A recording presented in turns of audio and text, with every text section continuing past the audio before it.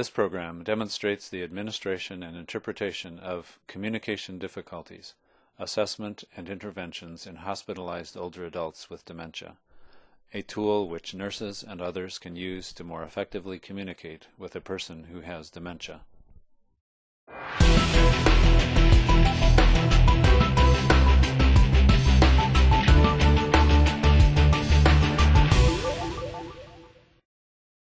Good afternoon. My name is Marie Martin. I'm one of the staff nurses, and we're at the Interdisciplinary Conference for Ronald Robinson. We're going to be discussing some pre-discharge planning today.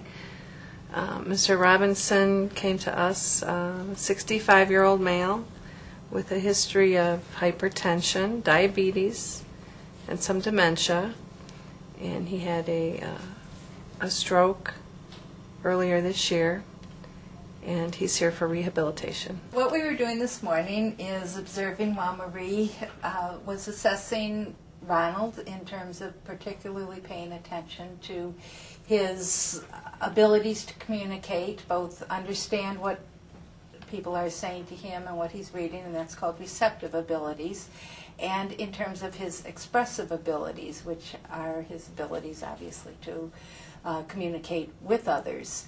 And Marie was following this communication assessment tool, and she was doing it in a very informal manner and making Ronald very comfortable with it. And it was also very helpful that his sister was there, because whenever we do assessments of patients, it's very, very important to get some information from the families. Did you watch the game last night? Yes. Yes. Indians won. The Indians won. Do you remember who they played? No, I didn't, but That's okay. They played Boston. The Boston Red Sox.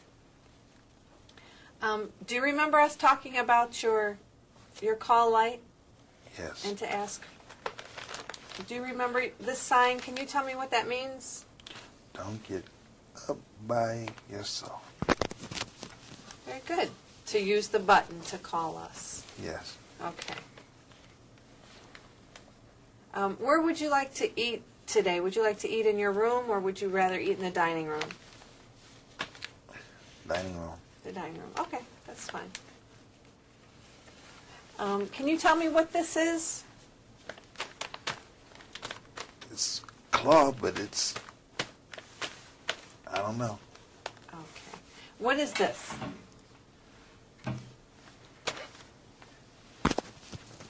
This object. That's, I don't know. It's a cup? Yes. Okay. Do you need to wear your glasses today?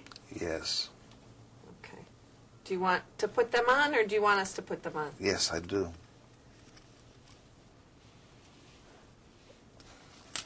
Oops.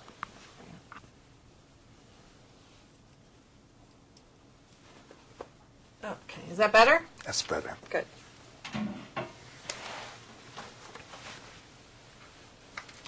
Marie, you're asking them, various questions like, relative to the sign, what it means, and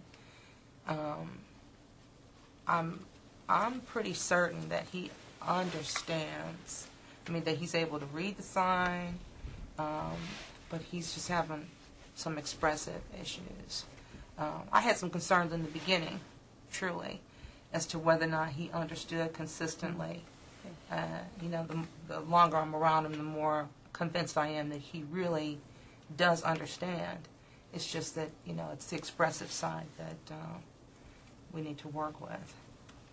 And that's exactly, thank you, Barbara, for the information, because that's exactly what us, the nursing staff and all of the staff here, are trying to get a better handle on in terms of figuring out what are his abilities, both to understand and to express himself, and we're trying to figure out if he can understand something that's verbal or written, or if we need to demonstrate things. So there's a number of communication techniques that we've been using and are trying to fine-tune. What would you say are some key issues that we should be aware of while we're working with him in terms of problems, barriers? Well, what I notice is he's, and this is just an opinion anyway. Well, okay? Family opinions count for a lot. Okay, so I'm not real certain of his consistency in understanding what we're asking. Okay.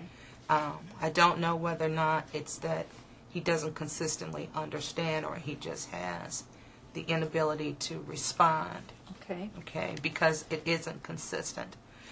So sometimes I'll ask him to do things or I'll engage him in conversations and he's very reactive and very appropriate. Other times he's not as reactive and not as appropriate, whether or not it's in a conversation that we may have, a question that I may ask, or in something that I might ask him to do. Okay. Barbara, is there any patterns, and I know one of the very, very difficult challenges that we have in working with people who have dementia or have changes in their mental status is that things do fluctuate from minute to minute, day to day, and but sometimes families, especially because you spend a lot of time with him, see patterns, like is there more difficulty in the evenings, or I also were aware that he has medical problems, and certainly we're trying to keep his diabetes under control. And are there clues that we should be watching for, or kind of alerts that we should be aware of? I don't get the opportunity to interact with him much, Earlier upon part waking of the up day. and whatnot. But when I do talk to him in the morning, he seems to be extremely alert and, very oriented and, a lot quicker to respond, much more appropriate for sure. I notice that when I come in the evening, if he's really tired, Okay. I just don't get that much interaction. Sometimes he actually even says, go home. You can go home. So I know when he says, you can go home, that he wants to go. He wants to get some rest. He wants to, and you feel that that's reliable, because sometimes one of the difficulties families have is they're not really sure. And same with staff. It's like, we're not really sure. If Ronald says go home, does he really mean that? Or maybe does he mean he wants to go home? Ronald, we're talking a lot about you, and I always feel apologetic, and I know it's okay with you for your sister to be, we need to rely on her for information. Is there anything you'd like to share with us about ways we can help facilitate communication, or things that we might do to help you express your needs? Yes, I would. This is embarrassing, but I'm about to start it and speak everything. It's about communication. And are you talking about what's embarrassing is that you don't have the capabilities that you used to Yes. have, and prior to you being here, you would have been able to engage in Yes. very good conversations. Yeah. So what are the things that we're doing to facilitate that? Besides being patient with him. Besides being patient with him and using a communication board, short sentences, yes or no questions, not a lot of choices, because if we keep the choices limited, then he can pick the answer that he wants. Can you show us what you were using or what you are using with in terms of the communication? I'd like to see what they've been doing. We have communication boards, or they come on boards or pieces of paper. Is this familiar to you? Yes, it is. Okay. And this is what he used. Tell me a little bit about how you're using it. And Well, if he gets stuck somewhere and can't really tell us what it is he needs, this one is a little bit easier to use. He can quickly point to what his needs are. Okay. Just simple things. From the medical perspective, he had an episode where his blood sugar dropped. And I just so happened to be there when that happened. And so we went from watching the Browns game and winning the Browns game and, cheering the win to, I would say, not even 5 minutes later, being in this very stoic, sweaty, non-responsive place. And I became very concerned about that. Now, obviously, got nurses involved, and, they were able to give him the proper, the juices and meds and things that he needed to bring his blood sugar up. But again, I'm quite concerned because he's not able to say, like he was able to say before, I don't feel well, I think my blood sugar's dropping, I'm getting sweaty. He was able to say those things. So now I need to be his eyes, and I need to be able to see those things. He's not able to communicate those things to me.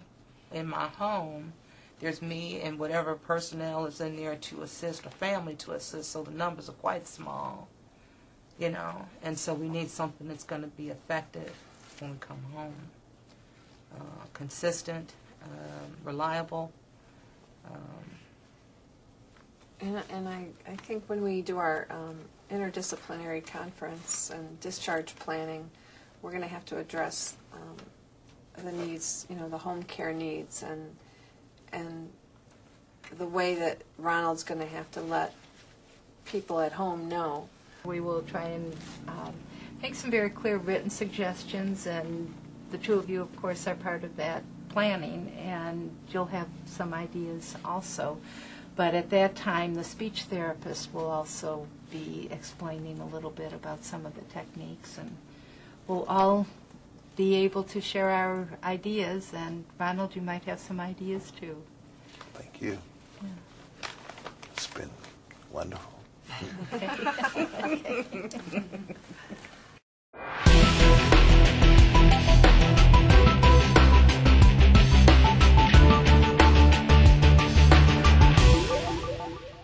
If we're talking about dementia over its usual course, by definition, it is a progressive declining condition, and despite interventions, it is a downhill course, very unfortunately.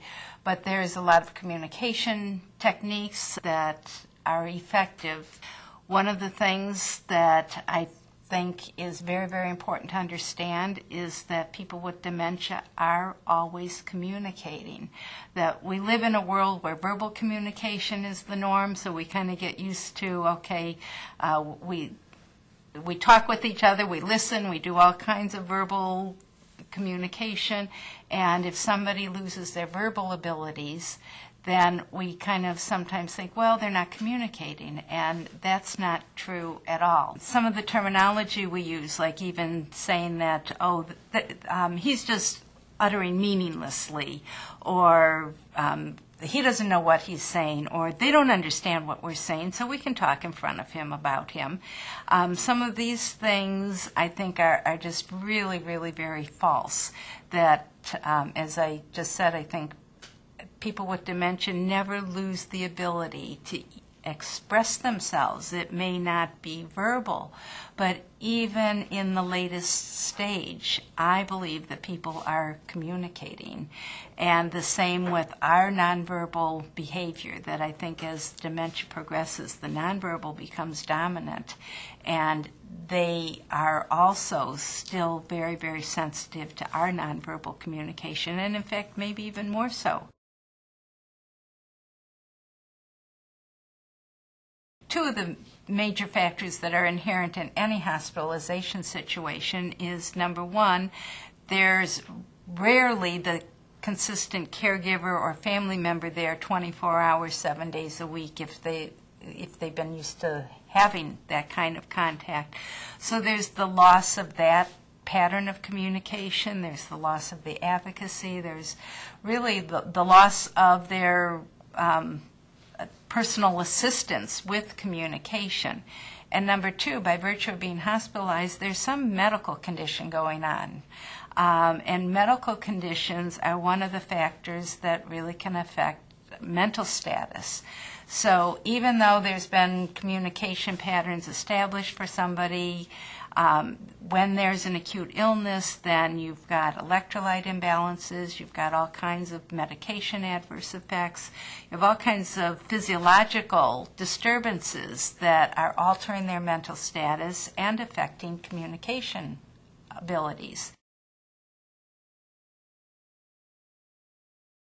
One of the consequences when nurses don't understand that there's communication impairments, that people with dementia aren't accurately being able to express their symptoms, is that diagnoses get overlooked. And, for example, delirium is one of the most often overlooked medical events that occurs in hospitalized older adults, and especially those with dementia. Another problem is that nurses only see the person for a short period of time during the acute illness, and they tend to think that this is the person's baseline.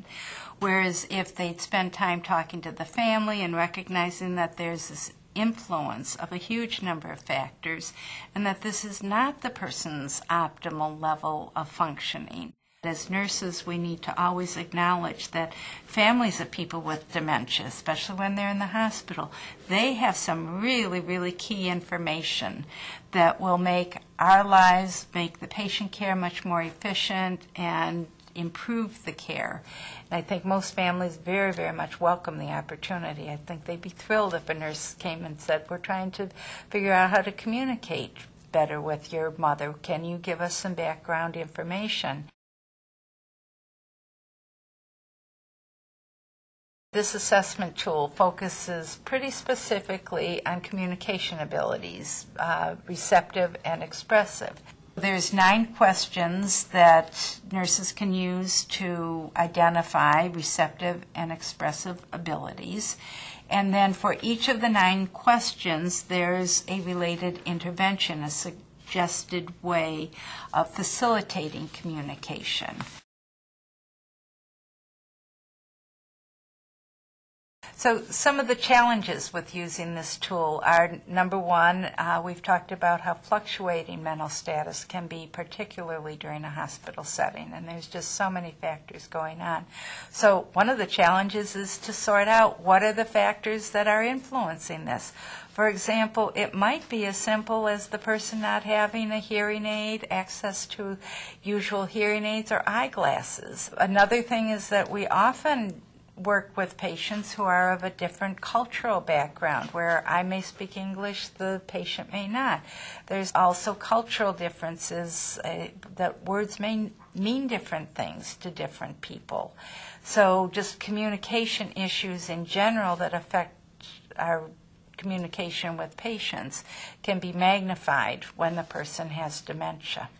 One of the points in this tool that I think is important for nurses to understand is there's a question about patients who may curse, use offensive language or aggressive language, and I think these behaviors are very difficult for nurses to deal with, and we tend to think, oh, well, you know, he's a dirty old man, or we tend to be offended by this, and we need to recognize that these are not reflections of the person's usual personality. Generally, they're not. Families are saying, oh my gosh, he'd be embarrassed if he knew what he was saying. So one of the things we need to do is to explore what are the factors that might set off that particular type of communication, or what is the person really trying to express, and asking families for clues about that. One of the really nice things about this tool, and one of the things that Marie demonstrated very nicely, is that she was just doing her usual care for Ronald, and she went in there knowing what were the things that she was assessing, but she didn't go in with the checklist and mark down each answer. It was a very informal process, and nurses can be doing that. I think a real important point is that nurses have an awareness that they get used to using this as a guide, and then they can go in automatically thinking of these are the things that I'm going to be checking, and then go out. And I think a real important thing is that nurses develop a way of communicating this with other staff, and they absolutely have to incorporate it into their care plan.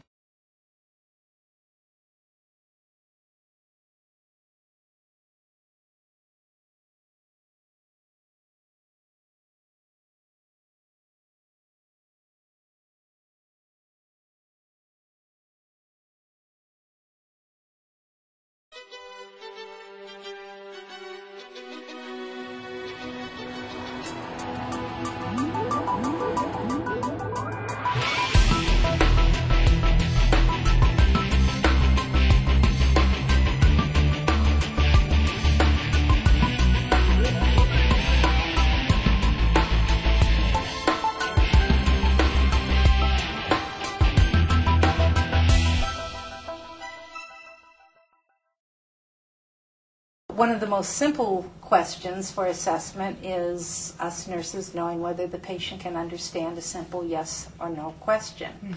And one of the more important aspects of the assessment was getting information from Barbara, and also all of the nurses here being able to observe what are the factors that influence this. And maybe he's reliable sometimes, but not always. So Marie asked several questions along that line, and she also was assessing his ability to read simple instructions, simply that sign at the end of on his bedside table that instructed him to use the call light and not to get out of bed without help.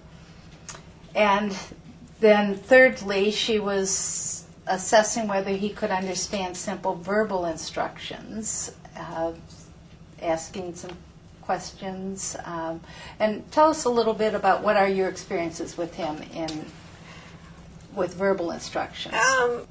At times he will follow instructions. As the day wears on and as fatigue factors in, his responses are not always as accurate as they are earlier in the day. It takes him a while to process, and that's part of assessing receptive ability. Receptive abilities includes the ability to really process information and to be able to really understand, and then the expressive is the ability to respond. But yes, another time at which he responded to a command, and it was pretty interesting when you asked him if he wanted to put on his glasses. And he started to do it. You were very good in terms of allowing him the independence, but then he fumbled and was having trouble, even though you know at times that he can do it independently. But this morning there was certain stresses that aren't there normally, so he fumbled, and then you, I believe, stepped in and gave him a little bit of assistance. Now, is it best to ask the patient if he would like assistance? I mean, does that demean him if you just step right in and say, well, here, let me do it. It's obvious you're having trouble. Is it best to ask the patient, may I help you with that? You know.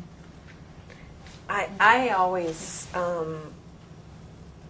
try to let them do it on their own and give them a couple opportunities to get it, because the more we do for them, the worse it is. You know, if I see that they're having trouble, as he was having trouble on the right side, then I'll step in and say, oh, let me help you there, and just try to keep it very informal, and certainly try not to rush him or say, because I don't want to give him the impression that I'm in a hurry, and let's hurry up and do it. As just like eating a meal or basic ADLs, try to give them enough time. I think Marie is making an excellent point, that one of the questions we always have to ask is, whose agenda is it? Are we offering to help because that expedites our care? And one of the things I hear a lot from people with dementia, even people without dementia, is they're not allowed the independence because, from a nursing perspective, it often takes a lot more time to promote independence than it does to do The last point under the receptive abilities has to do with whether Ronald could make a choice when presented between two objects or options. And there was a couple things that Marie asked, but can either of you tell me which of the ones or any observations you made about that? Yeah, I noticed earlier that Marie had said something about, asked him did he want to go to the dining room or to his room and eat lunch. And he said the dining room, and I didn't know if maybe he was just repeating after Marie, or did he really understand what she was saying? Okay. One of the biggest challenges that I think we have as nurses is we really have to be figuring out what is the patient's level of understanding, and that varies. We've talked already today about how it varies from time to time. But it also varies according to stages of dementia. And there's nothing hard and fast. People don't just go down this nice, even, slippery slope, but they have fluctuations. And one of the things that's important to understand is that with Ronald, he would be representative of people in the more early phase of dementia, where he had some slight memory problems, a lot of forgetfulness, some forgetfulness according to the sister. And a lot of what we've seen this morning in the assessment has to do with symptoms of his stroke. So let me just summarize for right now the 5 points that we've made in terms of assessing receptive abilities. And we looked at whether Ronald could understand a yes-no choice, whether he could read simple instructions, whether he understood simple verbal instructions, whether he understood instructions when they were given with physical cues, and lastly, could he make a choice when presented with simple yes-no options. So this gives us a good baseline of what the ability to understand is. And we know that most of the impairments that we've addressed today have to do with his stroke, which is on top of some early dementia, and that this will vary significantly depending on the level of dementia that any of your patients have. Mm-hmm. Okay, so we've gone through the receptive abilities and how Marie assessed that. So let's take a look at the points under expressive abilities. How was Ronald able to express himself? Does the patient have difficulty finding the correct word? And there were a couple examples with that. You were asking him, you were doing an assessment, holding up the cup, and you were asked, what were some of the other? I asked him to identify the blanket, and he was unable to do that. I asked him to identify the cup, and he was unable to state that. Not that he doesn't know what it is, he just couldn't say what it was. Mm-hmm. So the second point, does the patient have difficulty creating sentences or a logical flow of ideas? And I think this was probably one of the more subtle ways that Marie assessed when she went in and carried on a conversation about what he was reading in the newspaper, and asking him input about the ball games last night. He does have difficulty creating sentences just because of the word searching. The flow of ideas, I think he has a good flow of ideas. He knows what he wants to say, or he knows how he wants to join the conversation. But from here to here, it's just not all sparking or connecting yet. Do all of the dementia patients have problems with communication, or is it just... Communication difficulties are a hallmark of dementia. It affects everybody differently, and it progresses differently, but it does progress as part of dementia. The last 2 questions here about the patient cursing, using offensive or aggressive language, or exhibiting aggressive or combative behaviors. And in conjunction with that, the patient avoiding verbalizations altogether, or muttering in various tones that seem meaningless to others, that these are 2 things that we often see in later stages dementia because the verbal abilities are gone. So to summarize, he did express a lot of word-finding problems, and he himself had an awareness and expressed frustration about that, and that's also something the speech therapist is working on. And one of the things we'll be talking about at the CARE conference is how we can support the family in learning to communicate with him and how he can communicate even though he can't always find the correct word.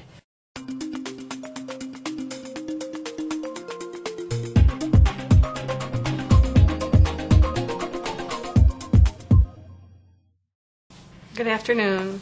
My name is Marie Martin. I'm one of the staff nurses, and we're at the Interdisciplinary Conference for Ronald Robinson. We're going to be discussing some pre-discharge planning today. And with Mr. Robinson is his sister, Barbara Turner, and she will be his primary caregiver at discharge. My name's Tammy Cruiser. I am the speech pathologist on the team who's working with Ron each day in therapy. Thank you. I'm Carol Miller. I'm the clinical nurse specialist here, and I work with all the nurses and residents. And my name is Anita. I'm the social worker working on the floor, working directly with the family in the discharge planning. And one of the focuses we need to attend to is making sure your safety is addressed.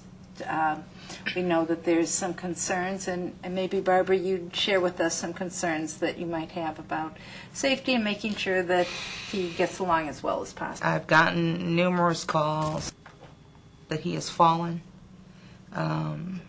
He thinks he can, transfer himself, to the bed or to the bathroom, and he really hasn't been able to. And they found him on the floor. Tammy, do you have some specific suggestions about how the family can be anticipating, like, for example, helping him communicate that he needs to have help in getting out of the chair, or safety in terms of falling, and also eating, control of diabetes with eating and hypoglycemia, and expressing his symptoms. Have you worked with him along this? We have done that. Something else that we've been working on that seems to help out a great deal is using a communication notebook. What we've been working on is pairing the written word with a picture. Sometimes the written words are something that he understands accurately. Sometimes he understands part of the message. He certainly doesn't need to be limited only to pictures, because his comprehension is certainly higher than that.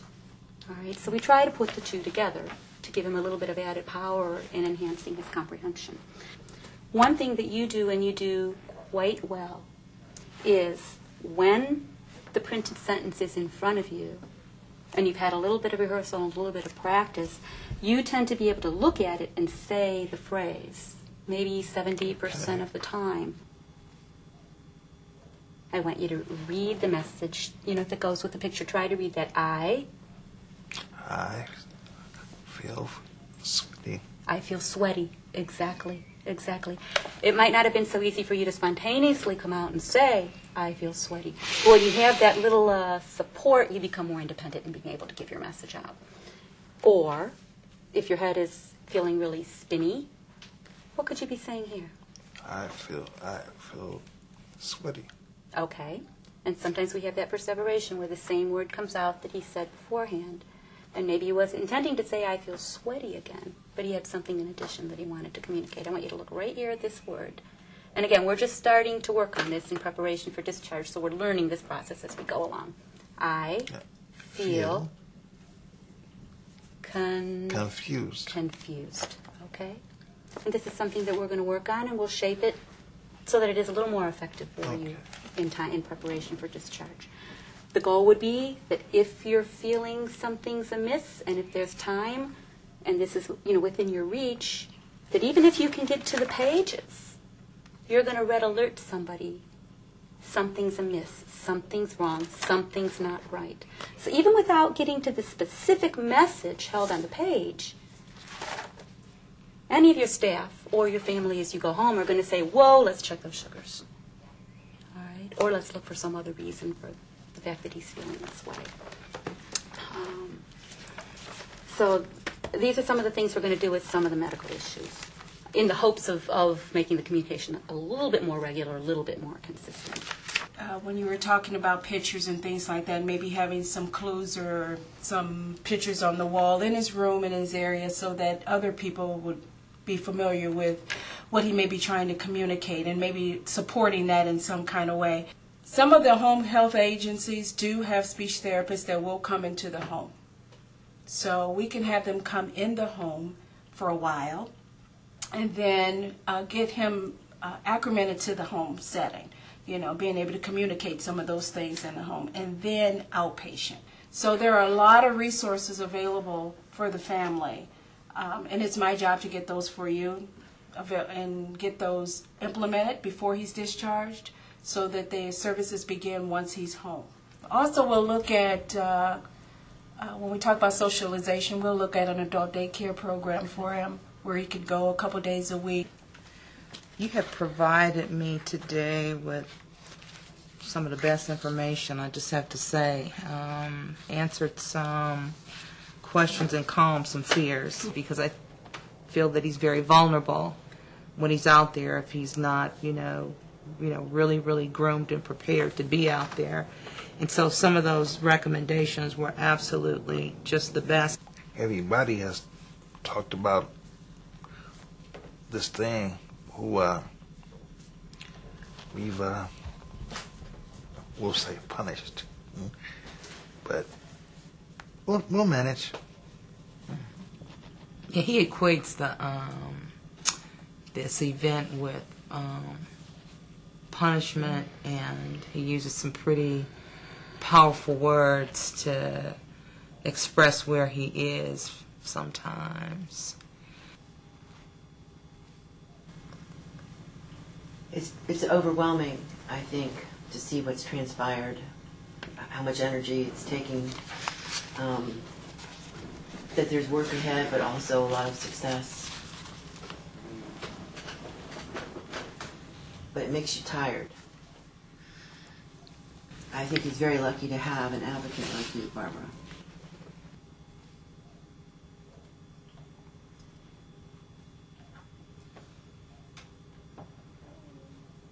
So my emotion is for my gratitude and for the pain, of those that were not as fortunate, and I'm prayerfully going to move forward and provide him with the best care that I can, and give him the best options for, the best quality of life that he can possibly have. That's just my reasonable service as a sister, Yeah. You really taught us something about compassion. And thank you.